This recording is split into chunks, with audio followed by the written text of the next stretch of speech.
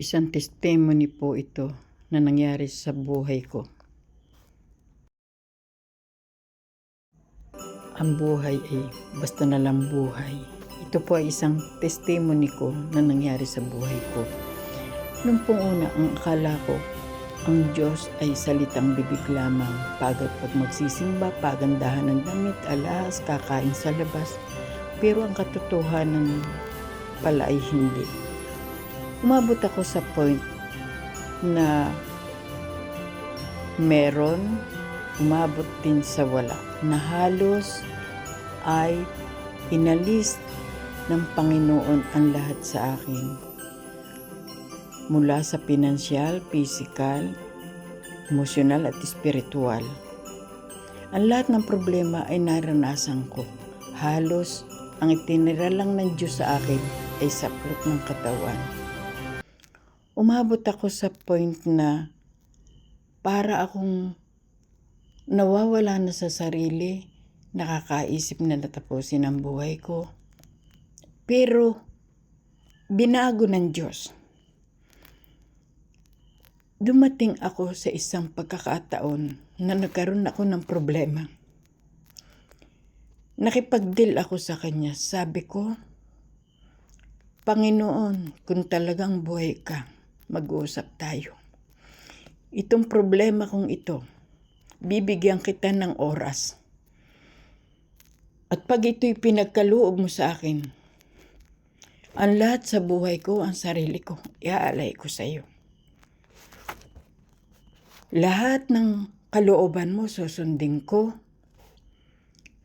At ipamamata ko sa mga anak ko na ikaw ay Diyos na buhay. Umabot ako sa point na dumating yung oras na pinag-usapan namin, na binigay ko ng oras sa Kanya.